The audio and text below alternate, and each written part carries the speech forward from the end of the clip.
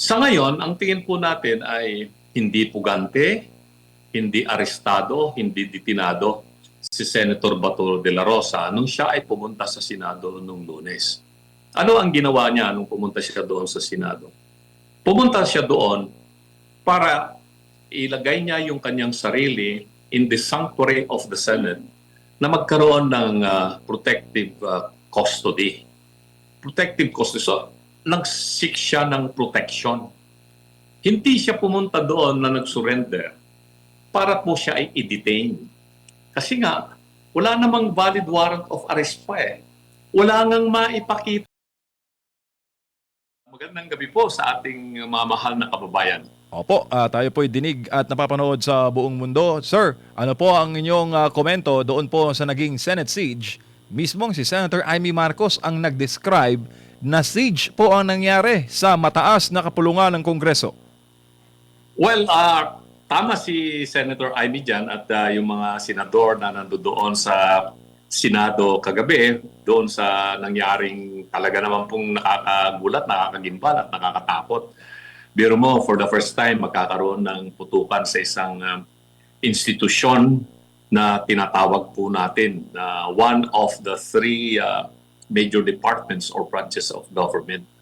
Ang Senado, ang nakikita natin na siyang naiiwan na lamang na ahensya ng gobyerno na pwedeng maasahan ng ating mga kababayan na manatiling independent, na hindi basta-basta susuko so anuman ng mga pressures na tinatanggap ng mga ibang ahensya ng pamahalaan. Lalong-lalo na ngayon na nagkaroon nga ng panibagong liderato dyan po sa Senado. At yan po siguro ang isang dahilan ng motibo kung bakit gusto nilang mahuli si Senator Bato o kaya mabago muli yung liderato ng Senado dahil sa mga ibang mga politikang kadahilanan. Ang tingin ko dyan kasi, yung ginawa dyan po sa Senado ay hindi lamang ay yung paghuli kay Senator Bato ang kanilang gustong mangyari dyan. Primarily, ang tingin ko, ay ito ay nauukol doon sa nabibinbin o nakaambang impeachment case kay BP Sara para magkaroon ng trial. At sa tingin po nila, dahil ang nakaupong Senate President ngayon ay si Senator Alan Peter Cayetano at yung mga 13 senador plus may 2 independent ay mamimiligro talaga yung impeachment, hindi magkakaroon ng conviction. Iyon ang mga analysis ng karamihan ng mga nakakaalam kung ano ang political situation sa ating bansa. At pangalawa, siyempre, ang malaking kinatatakutan dyan, yung final and conclusive investigation and outcome ng flood control scandal or massive corruption. Kaya ang tingin ng nakakarami dyan, at ako ay sumasang-ayon doon sa nangyaring kaguluhan dyan kagabi, ay ito ay nagiging isang bangungot sa sambayan ng Pilipino. At nagkataon lamang na ang dahilan kung bakit nila gustong lusubin ang Senado ay dahil naroroon si Senator Bato de la Rosa. At lagi nilang sinasabi na yung kanilang hinahawakan na warrant of arrest na inisyu ng ICC ay valid daw po yun. Matagal ko na po sinabi yan noon pa nung hinuli nila si Tatay Digong last year na hindi po yun tama. Dahil suriin man natin yung Rome Statute, suriin natin yung umiiral nating batas dito, Republic Act 9851 at saka ibang mga batas po natin, maliwanag naman po yung tinatadhana ng ating batas. At kahit na doon sa Rome Statute, pag pinagkumpara mo o kaya pinagsama mo yan, ay maliwanag na ang warrant of arrest ay kailangan issue ng local court. Hindi po yung court sa ibang bansa na siya ang mag-uutos sa ating pamahalaan para takpin ang isang Pilipino at isuko sa kamay ng mga banyan. So yun po yung aking opinion po dyan at ang aking analysis sa nangyari kagabi. Opo, bago po nagkaroon ng Senate siege, nagkaroon po ng paglalahad, Attorney Raul, si former Congressman, now Senator, Attorney Rodante Marcoleta, na nakita niya raw yung sariling accounting nitong si Adrian Bersamin doon po sa 8 billion peso na pondo. Kasama pala doon yung alyansa sa Bagong Pilipinas funding. Abay, sino po ba ang mga nanalong kandidato sa alyansa ng Bagong Pilipinas Senate slate, attorney? Well, nakita naman natin yung resulta ng halalan anong 2025 elections. At alam na po natin na yung mga nanalo po doon sa panig po ng nasa administrasyon ngayong mga senador ay kung nandoon yung mga pangalan nila doon sa sinasabing listahan na nakita ni Senator Rodante Marcoleta, gusto rin po nating makita yon at makita ng taong bayan. At alamin natin ang katotohanan kung yun ba ay talagang may basihan at yung bang magiging pahayag nitong si former Undersecretary Bersamin ay meron bang credibility yung kanyang pahayag at credible ba siya as a witness kung siya ba ay patatawag sa Senado. Yun ang mga kinatatakutan nilang mangyari. At baka hindi lamang po siyang patatawag. Nandyan yung mga iba pang mga opisyal katulad ni former Undersecretary Trajib Olaibar o kaya si former Executive Secretary Lucas Bersamin, si former DBM Secretary Pangandaman at yung DPWH former Secretary Manuel Bunuan at mga iba pang regional directors ng DPWH. Kasi sa ngayon, bali isa o dalawa lang yata na regional directors ang medyo kinasuhan na. Yung regional director yata sa Region 3 at saka yung regional director yata sa Region 4B. So, hindi ko alam kung yung regional director sa Bicol ay nakasuhan na rin. Pero halos lahat ng mga regional directors ng DPWH ay nasasangkot po dyan sa mga anomalyang flood control at mai-involve ang maraming mga kongresista dyan at mga iba pang mga senador. Maraming mga pinangalanang mga senador doon sa mga naunang pahayag nitong si former Undersecretary Robert Bernardo. Andyan yung dating Senadora Grace po nabanggit, dating Senador Nancy Binay, at iba pa na dating opisyal ng Senado at Kongreso na hindi pa natin nakikita yung malinaw. Pero unfortunately, meron nang nasakripisyong isang dating senador, si former Senator Ramon Bong Revilla na nakasuhan na. At yung mga nakaupong senador na katulad ni Senator Jinggoy Estrada ay meron na rin daw base sa mga informasyon na lumalabas na mai-issuehan na rin yata siya ng warrant of arrest ng Sandigan Bayan kung may isasampa yung kaso niya na nakabinbin ngayon sa ombudsman. So lahat itong mga ito ay makikita natin kung alin ba talaga ang may katibayan po rito.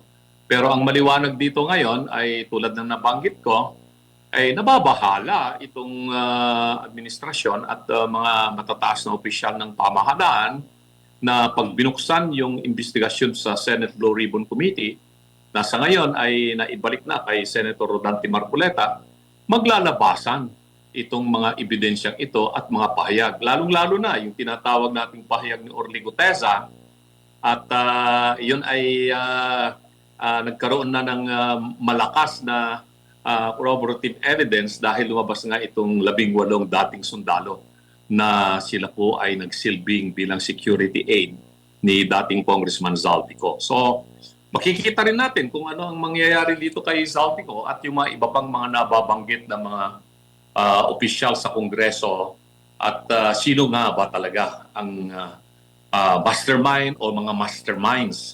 Kasi hindi lang naman isang beses nangyari ito eh. Sa iba't ibang mga naging report, may mga nangyaring anomalyang flood control sa bawat rehiyon. Sino ang mastermind dyan sa rehiyon na yan? At malalaman po natin yan.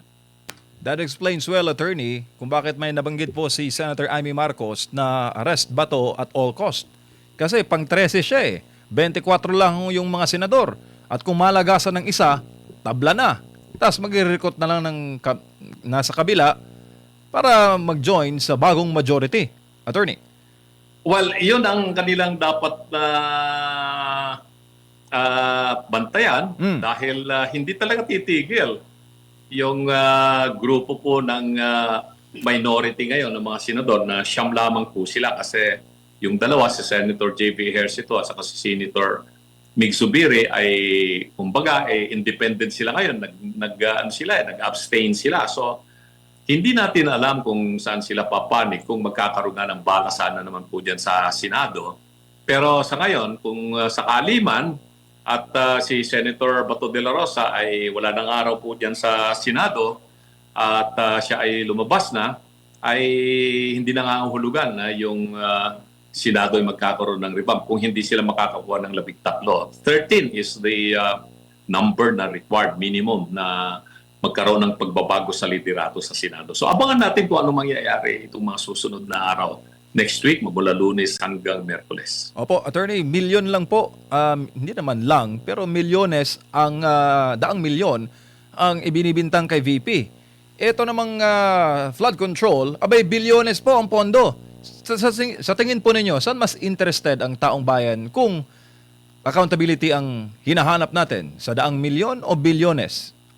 Yung daang milyon na sinasabi nilang confidential fund, meron ng COA findings dyan Kung meron mang mga naging disallowance dyan sa 125 million na binabanggit na confidential fund, ay hindi na po 125 million Yung sa aking huling pagkakaalam nasa mga 30 or 40 million na lamang po yung hindi pa nakukompleto ang mga documentation, kaya merong COA findings o notice of disallowance, things like that. Pero hindi yung final findings na mali ang pagkagamit ng confidential fund. By certification lang naman kasi yung accounting dyan.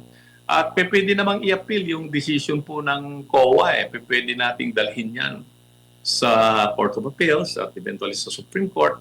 Ito yung mga bagay-bagay ba na dapat maipaitid din natin sa ating mga kababayan na wala pa namang findings of wrongdoing ang Commission on Audit kasi ang decision po nila ay appealable pa naman yan. So, hindi po yan ang magiging basihan ng isang impeachment complaint dahil tatanggalin mo ba kagad yung isang opisyal ng gobyerno, lalong-lalo na kung elected siyang katulad ng Vice President na nakakuha ng 32 million. At nakita naman natin yung isang video na nilabas nitong PGMN, itong Peanut Gallery Media Network, na ang naging anchor doon sa video na yan ay itong si CG Hero. At binanggit niya yung katakot-takot na mga bilyong-bilyong pondo ng House of Representatives kung saan yung accounting din po dyan ay nangyari sa pamamagitan po ng certification, lalong-lalo na yung paggamit sa mga MOOE.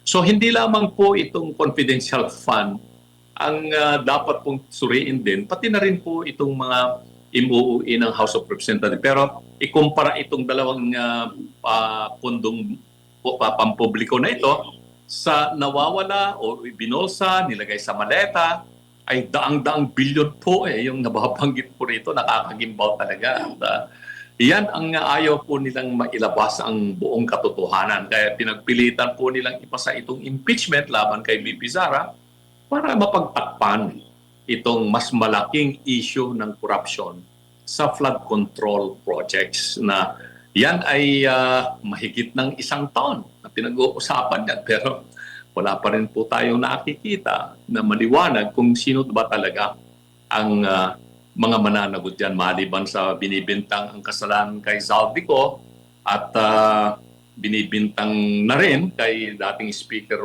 Martin Romualdez.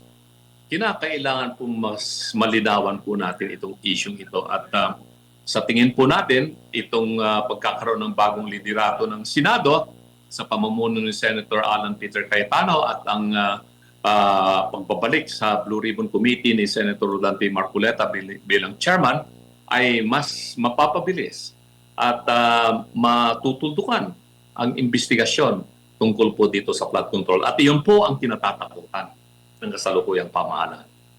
Attorney, si Admar po ito, magandang gabi. Edmar, gabi opo, marami pa rin po, no, bilang abogado, marami pong mga nababasa tayo doon po sa pagkawala ng ni Senador Bato de la Rosa diyan sa Senado na gumagamit sa terminong tumakas, dapat daw merong mapanagot dahil bakit pinakawalan. Nandun na yung PNP, nandun na raw yung NBI, dapat mapanagot daw si Secretary Junvic Remulla. Para po sa inyong panig po, ano po ang masasabi nyo ukol dito? Kasi parang sinasabi na talagang lehitimo na pugante na itong si Senador Bato, attorney. Unang-una sinabi na natin na walang visa itong warrant of arrest. Kung meron mang tunay na warrant of arrest na inisyu nitong International Criminal Court na hinahawak-hawak ng NBI o kung ano mang ahensya o kung sino mang tao na magsaserve nitong warrant of arrest na ito.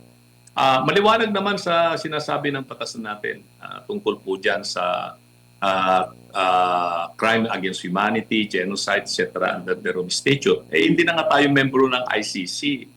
No? So, ang tingin po natin dyan, dapat ang sundan nating batas ngayon ay Republic Act 1951 at saka ibang related na batas po natin patungkol po sa pananagutan ng isang taong gumawa ng kasalanan na sinasabi nating crimes against humanity, extrajudicial killing, etc. So, yung warrant of arrest na yan ng ICC ay kaming mga abogado, kakaiba yung opinion dyan. Siyempre, pag maarinig mo yung mga abogadong panig doon sa kabilang political groups, ito yung kanilang pananaw dyan. Tayo naman ay magkakaiba yung pananaw natin dyan. At may nakabimbing petition sa Korte Suprema na sinampan ni Senator Bato de la Rosa noong unang lumabas yung issue na yan sa pagtakip nga nila ni Tatay Digong. At yan ay hindi pa natatapos yung usapin. Kaya hindi man nag-issue ang TRO, ang Supreme Court, ibig sabihin nun ay hindi pa po tapos yung petition sa Supreme Court. Ang katunayan nga, naglabas nga po ng order ang Supreme Court para sagutin ng respondents. Ito yung Office of the President sa pangalan po ng dating Executive Secretary Lucas Bersamin na within 3 days ay kailangan nilang sagutin yung urgent motion na sinampa ni Senator Bato de la Rosa. At binigyan din lang after that ng extendable period of 3 days naman binigay kay Senator Bato to reply to the answer that will be submitted by Malacanang. So, sa ngayon, ang tingin po natin ay hindi pugante, hindi arestado, hindi detinado si Senator Bato de la Rosa nung siya ay pumunta sa Senado nung Lunes. Ano ang ginawa niya nung pumunta siya doon sa Senado? Pumunta siya doon para ilagay niya yung kanyang sarili in the sanctuary of the Senate na magkaroon ng protective custody. Protective custody. So, nag-seek siya ng protection, ICC warrant of arrest. Maliwanag yung position dyan ng Senado based on the earlier resolution na ipinasa ng Senado na ang kailangan dito ay valid warrant of arrest na inisyu ng Philippine Court. Wala yan Parehong wala yung certified and authenticated copy ng warrant of arrest ng ICC na pinakita. Lalong wala silang maipakita na warrant of arrest na inisyu ng local court sa Pilipinas. So anong status ni Senator Bato nung siya ay nasa Senado at naging nailagay siya sa protection ng Senado? Well, he is a free man. He is not a detainee. He is not. Siya ay libre. No? Hindi siya under detention. So kung hindi siya under detention, he is not under yung tinatawag po natin na yung kanyang freedom or liberty ay hindi restrained. So he has a decision to make. Kung siya ba ay mananatili sa protection ng Senado o kaya ay sa tingin niya hindi na siya mapoprotektahan ng Senado dahil nga dito sa nangyayaring attempt to take hold of him, kidnap him kung ganun ang ating gagawing termino at ibiyabiyahe siya sa Netherlands. So sa tingin niya siguro, ang tingin niya siguro ay hindi na ako mapoprotektahan ng Senado Pero mo, nagkaroon ng Senate shields, nagkaputukan na. Baka at any time, dalhin nila ako. Lusubin nila itong Senado ng malakas na pwersa. Hindi ko masisisi kung ganun siguro ang naisip ni Senator Bato na baka mas malaking pwersa yung susunod kaysa sa yung nagkaroon ng putukan ng mga NBI operatives na nasa GSIS building na nag-attempt na whatever, kung papasukin nila yung Senado o kung ano man po yung sinasabing dahilan kung bakit nandoon yung mga NBI operatives. So, siya ay umalis sa Senado kanina raw madaling araw. Hindi ko naman siya nakausap, napalitaan ko na rin lamang po yun nung ako ay nagpunta sa Senado kaninang magtanghali. No? At yun nga ang nabanggit sa akin na siya nga ay wala na nga sa Senado. So ano bang ibig sabihin? Tumakas ba si Senator Bato? Sa tingin ko hindi siya tumakas. There is a distinction between escaping and leaving. Yung escaping, detinado ka. Restrained yung liberty mo. Valid yung detention mo. So you are not free anymore to go out or go anywhere you want. Pero he is not a detained prisoner, but he is there under the protection of the Senate. Eh kung sa tingin niya, hindi na siya kayang protektahan ng Senado, it's but natural na yung tao ay takot siya sa nangyayari. He has to take the risk of leaving the Senate. And that's what he did, probably. So walang escape na nangyari dyan. Hindi mo rin pwedeng masabi na ang Senado under leadership of Senator Alan Peter Cayetano that they would be liable or guilty of infidelity in the custody of the prisoner. Hindi naman na siya prisoner, hindi siya detained prisoner or what eh. He is there under the protection of the Senate. Eh kung ayaw na niya na maprotektahan siya sa Senate, dahil sa tingin niya hindi na nila kayang protektahan siya, umalis siya. So he left voluntarily as a free man. So yan po yung aking opinion po dyan. Big distinction of protection and detention. He first sought the protection of the Senate. Now he realized probably na he can no longer be protected by the Senate. So he has to leave the premises of the Senate because his liberty or even his life is in danger. So yun ang nangyari dyan. So ngayon pinalalabas nila na nagkaroon ng escape, liable ang Senado. Let's see what's gonna happen. Pero yun ang aking legal opinion po dyan. Opo, at kahapon din na doon sa pahayag ng Pangulo, mismo siya kinikilala niya yung naging din desisyon ng Korte Suprema po, attorney. So doon pa lang hindi maituturing talaga na kumbaga tumakas or needed niya na kumbaga parang yun nga, pinatakas yan kasi yung mga lumalabas po na balita kasi mismo ang presidente na po ang kumikilala, pinaalis nga niya doon yung NBI at kinikilala na ongoing pa yung processes, which is yun naman po yung ipinangako sa kanya ng Senado na po proteksyonan hanggang sa lahat ng mga legal remedies ay ma-exhaust na po. Tama po yun. At yun nga kaya kanya lamang hindi mo maalis yung maring pagdududa ni Senator Bato na baka hindi totoo yung mga binitawang salita na hindi siya huhuliin o dadakpin ng NBI. Kasi maalala po ninyo, may mga interview po ang NBI na binabanggit na sa ngayon ay existing yung valid warrant na pwede nilang dakpin si Senator Bato at itong pinahayag nga ni Senator Amy Marcos alinsunod daw doon sa sinabi ng isang NBI agent or kung ano man po yung kanyang katungkulan po sa NBI, kung volunteer worker siya or whatever, kung siya yung nagsabi niya na meron daw personal direct order na nanggaling sa Malacanang to get hold or arrest Senator Bato at all costs kahit na sino pa ang masaktan dyan or mamatay, whatever. So, yun ay nakakatakot yun.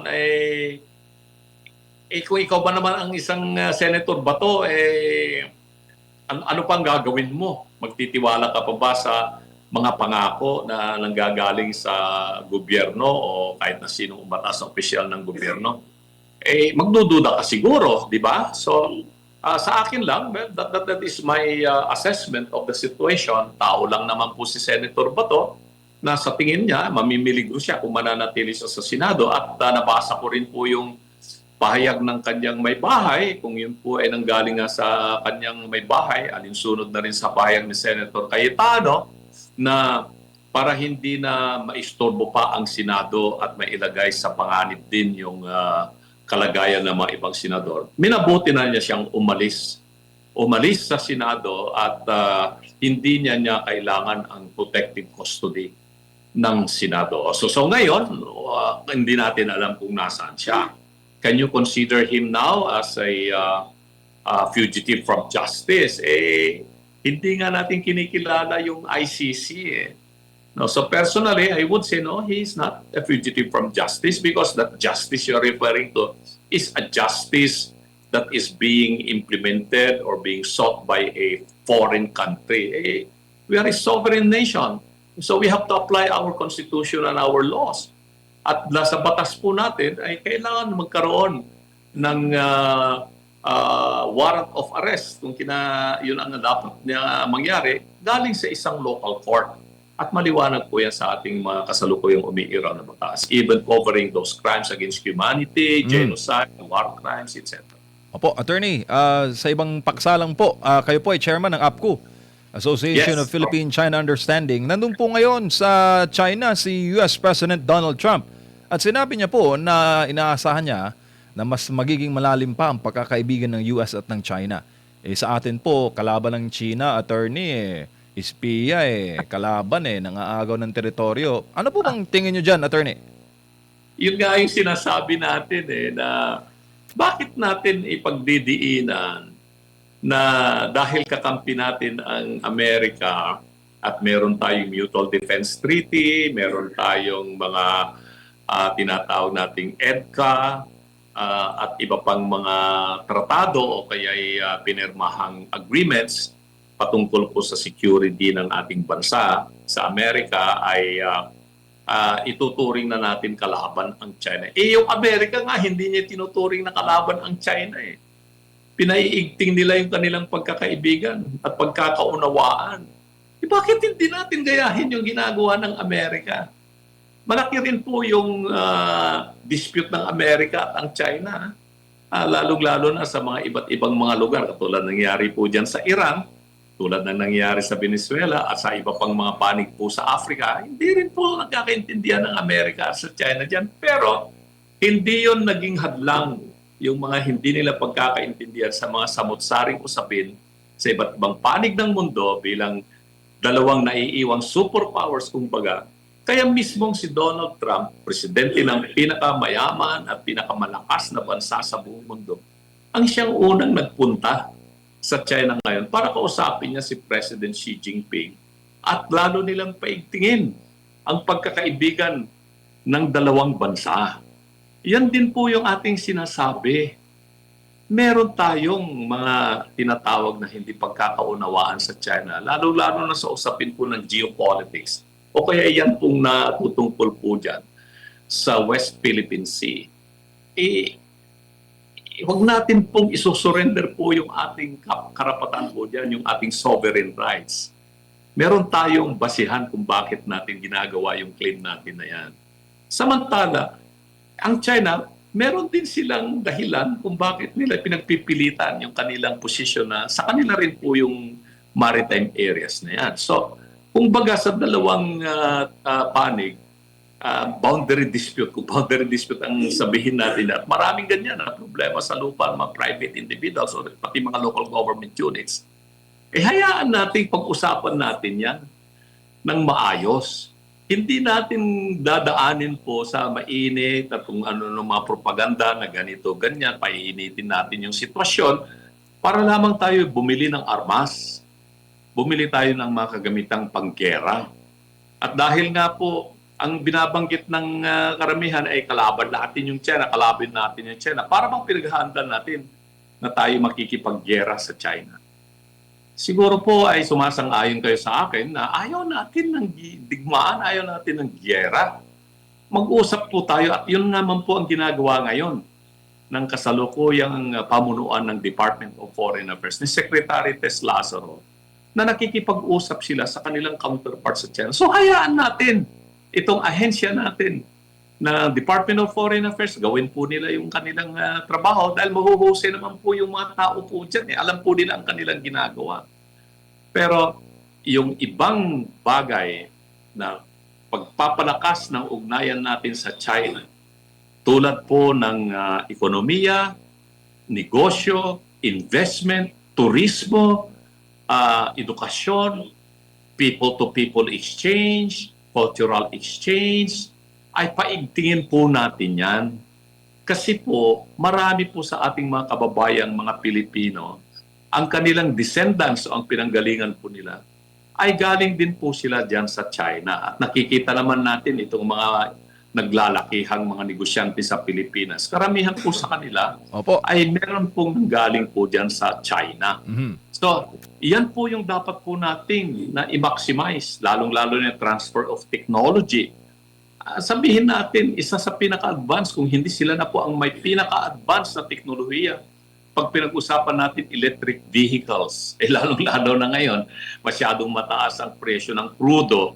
Marami na nga pong mga Pilipino ang gustong bumili ng electric vehicles at sa aking impormasyon ay yung reservation aabutin ka ng 6 na buwan o kaya 1 taon bago ka mapagbigyan ng electric vehicles na galing sa China.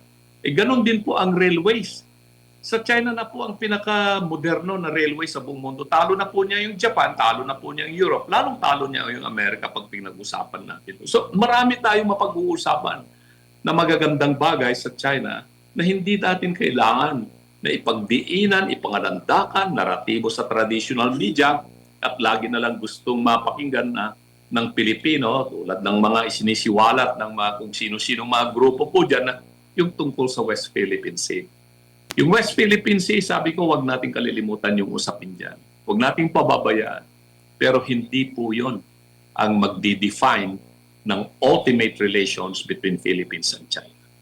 Opo, uli na lang sir. Sinabi po ni President Xi Jinping kay President Trump na maghinay-hinay kayo sa usapin ng Taiwan dahil ito'y ikakasama ng ating pagkakaibigan. Ang Taiwan po malapit lang po sa Pilipinas. Attorney, ano tingin mo doon? Well, sa tingin ko, hindi rin po tayo dapat makikialam sa usapin na yan. Pero unfortunately, marami sa ating mga kababayan, lalo-lalo na yung ibang mga politiko na gustong umepal o kaya mapag-usapan sila sa media, ay sinasakyan din nila yung issue na yan at ikinukonekta nila yung Taiwan at saka itong West Philippine Sea na magkalayo naman ng usapin na yan. Hindi dapat ganun. Actually, ang Taiwan mismo ay isa sa mga claimants dyan sa West Philippine Sea. Hindi yan binibitawan ng Taiwan yung kanilang claim po dyan sa West Philippine Sea. Dyan din po sa teritoryo na kung saan sinisisilang natin ang China. Bakit po natin kailangan sumausaw sa usapin ng Taiwan at saka ng China? Internal matters po nila yan kinilala na nga natin ang China na nag-iisang China at kinikilala natin ang China ay probinsya na lamang ang Taiwan, na hindi bansa yung Taiwan. Nangyari na po yan noong 1975. Panatilihin po natin yung ganung posisyon na we follow the one China policy. Walang two China policy na pwedeng mangyari dyan. Kasi nga, huwag mo natin sabihin na, kilalanin natin ang Taiwan. Hindi nga natin kinikilala na ang Taiwan as a separate sovereign state. Bakit tayo makikialam dyan kung hindi ba naman ikaw ay gusto mong umepal at mapag-usapan ka lang sa media para lalong-lalo na pag ikaw ay interesadong tumakbo sa isang national position para laging maalala ng ating mga kababayan na gigirahin ng China yung Taiwan, susunod na yung Pilipinas na gigirahin ng China. Ganon po yung parang gusto nilang palabasin dyan. So, unfortunately, marami sa ating mga kababayan ang napapaniwala nila, ganon talaga. Pero sa atin kasi na nakikita natin yung totoong nangyayari sa buong mundo pag pinag-usapan natin geopolitics at international relations, gusto nating ipaliwanag sa ating mga kababayan na mas malaki po ang mawawala sa atin kung tayo po ay makikipagdigmaan, hindi lamang po sa China, kung hindi pati na rin po sa ibang bansa na meron din po tayong kasalukuyan pa rin hindi natatapos na alitan, lalong-lalo na po dyan sa issue ng Sabah sa Malaysia. Tayo yung ating claim po dyan sa Sabah, it's not only sovereign rights, ang clinic-claim natin dyan, teritoryo natin yung Sabah. Pero bakit hanggang ngayon, di natin makuha-kuha yung Sabah? Lalong-lalo na dahil malakas na rin po ang Malaysia ngayon. Ekonomiya, military, iba pa. So, yan, ang isang bagay po na atin pong isipin na ang hidwaan natin sa China, sa Malaysia, sa Taiwan, makukuha po yun sa dialogue. Katagal po niyan, kung aabutin po yun ng 100 taon, di abutin ng 100 taon na hindi tayo magkakaroon ng digmaan. Opo, bumabati pala ang mga kabayan natin sa Taiwan. Sabi ni Jane T3H, tahimik kami dito sa Taiwan po. At saka may nag-comment dito, nag-change na kami ng electric car pero meron pa rin gas. Parang nasa Taiwan ba to? At yung mga bumabati sa atin ng magandang araw sa Pilipinas. Sir, maraming salamat po sa inyong panahon at mabuhay po kayo. Maraming salamat, MJ at Bar. At yung nabanggit ko sa iyo sa telepono kanina, MJ, Opo.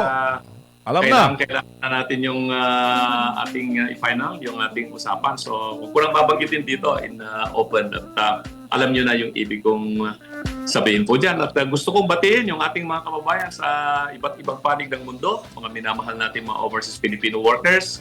Ingat-ingat po kayo sa inyong ginagawa at sana po ay huwag niyong kalilimutan, magpadala rin po pa kayo ng remittances sa Pilipinas para sa ating mga kababayan dito dahil medyo naghihirap na po yung marami nating kababayan ang ekonomiya natin apektado dahil sa po masyadong mataas na po yung exchange rate at mataas na rin po yung presyo ng mga bilihin. Kayo na lamang po talaga yung malaking pag-asa para at least kahit paano hindi tuluyang bumagsak yung ekonomiya ng Pilipinas. Mabuhay po tayo at magandang gabi po sa ating natin.